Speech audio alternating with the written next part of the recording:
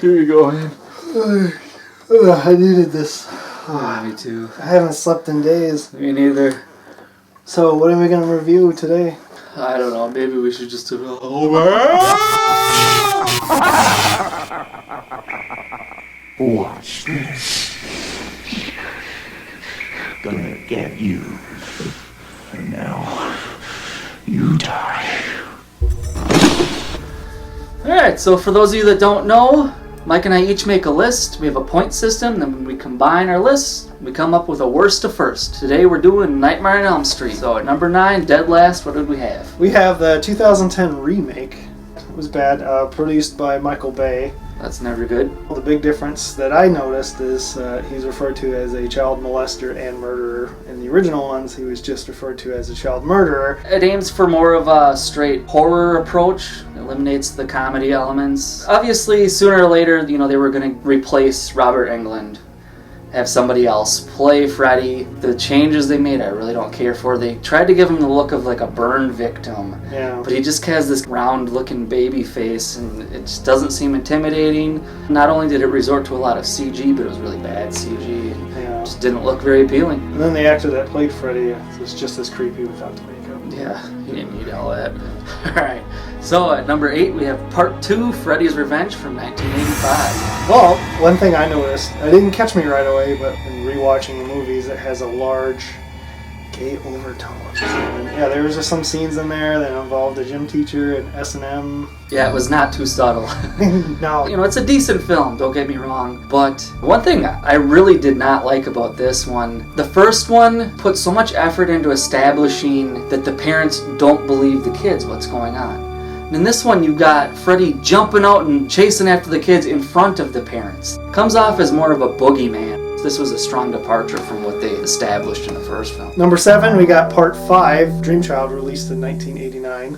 It seemed like it was getting a little bit stale or running out of ideas at this point, but I still think it's halfway decent. There's a lot of really strange scenes in there. There's a kid that gets sucked into his own comic book. Freddy turns into a motorcycle and a truck at one point. The entire thing has a blue filter. One of the characters, named Alice, is pregnant in this one. Basically, through this child, Freddy is able to get after people when they're not dreaming. As he kills his victims, he captures their souls and traps them inside the baby, similar to what Freddy does himself. Which is really unique. That's actually a pretty different idea.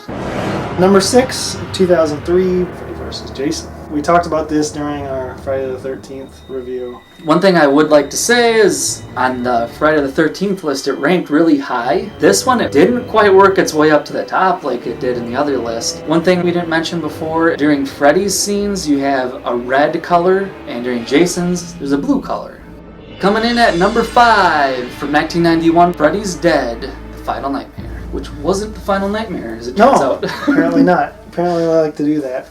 I actually scored this one pretty high because I liked it. Right away you see the kid, he's in a dream, his house is falling from the sky, similar to Wizard of Oz. He's riding the broom like a witch. In Part 2, they try to design his nose like a witch. There are several video game references in this one. Doesn't Freddy play Nintendo? He says you're playing with power, he's got the power glove on. There's a Ninja Gaiden Tiger LCD. Ninja Gaiden! My personal opinion, some of the 3D stuff doesn't really look very good and it's almost kind of distracting. Once again, another decent installment in the series. With several cameos. Roseanne Barr, Tom Arnold.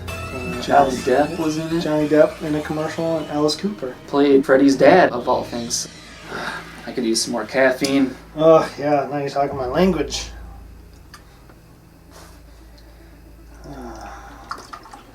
Good old coffee stout. Now we're gonna stay awake. Yeah.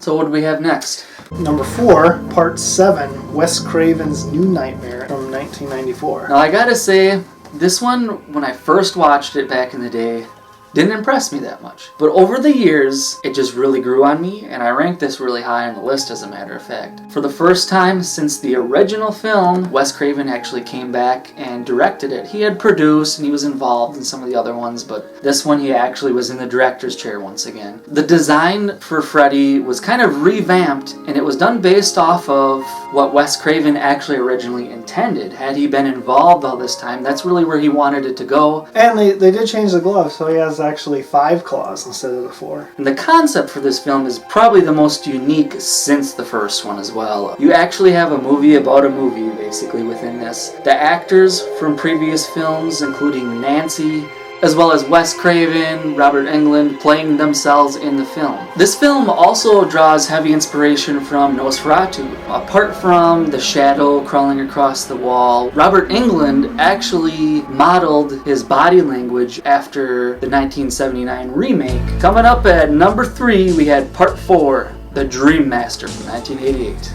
I actually scored this one really high because I liked it. This one, to me, I always immediately think of some really memorable scenes.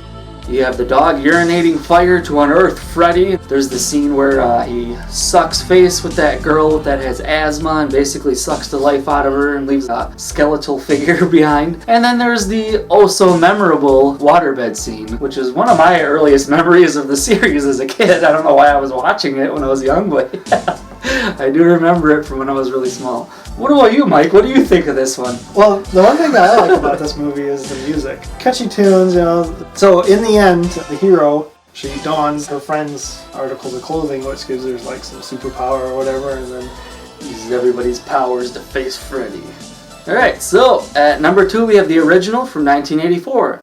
Nightmare on Elm Street. Freddy, for the most part, was kept in the shadows, so it was pretty suspenseful. The starting character, Tina, you think is going to be like the main character, but she gets killed off pretty early and then makes way for Nancy to be the main character. Johnny Depp is in this, and it's his very first film. It's extremely gory, doesn't have any of the comedy elements that you saw later on, and it's scary. We were young when this came out, and even before you saw the movies, everybody knew who Freddy Krueger was, and it scared the living daylights out of kids all over the place back in the 80s. Before we get to number 1, once again, this would be honorable mention time, but we're doing the entire series, so instead of that... I got a question for you. What song do you prefer, the Will Smith song or the Fat Boys song? Definitely the Fat Boys one. Not only was it in one of the movies, but the Fat Boys are just cooler. So, what should I ask you? Same thing I asked you last time. What's your favorite kill? Well, my favorite kill, one of the characters is trying to stay up late and she's watching TV. Arms come out of the TV, grabs her, and like smashes her head in there, which leads us into our number 1 pick. Yeah, that was actually from number 1, Yep. which is Part 3. Dream Warriors. From 1987. This is actually the first film in the series I ever saw when I was a little kid, and it stuck with me big time. There are so many things that I really remember, most notably the part where Freddy pulls the guy's veins and tendons and stuff out and like uses him as a puppet and forces him to commit suicide. Probably my favorite kill of the entire series. I absolutely love that. It's one of the greatest moments in the entire thing. You have the Ray Harryhausen style stop motion stuff. A lot of really good practical effects.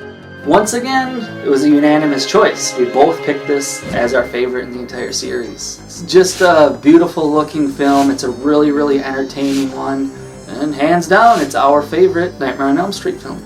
But thank you very much for watching The Real Bit Wars, and we'll see you in our dreams. Right, Mike?